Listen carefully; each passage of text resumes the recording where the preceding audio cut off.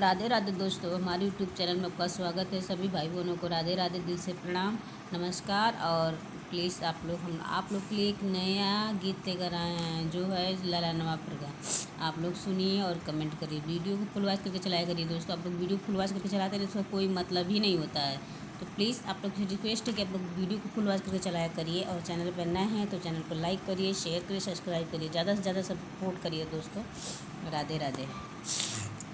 बाबा के अंगनवा राजा करे माया रे बेटी बहिनी सयान रे ललनावा बेटी बहिनी सयान रे ललनावा छौरा जो रही ते कोठिला में छिपवती छौरा जो रही ते कोठिला में छिपवती अरे बेटी छिपवती ना जली रे ललनावा अरे बेटी छिपवलो ना जली रे ललनावा भैया के अंगनावा राजा करई बाबी अरे ननदो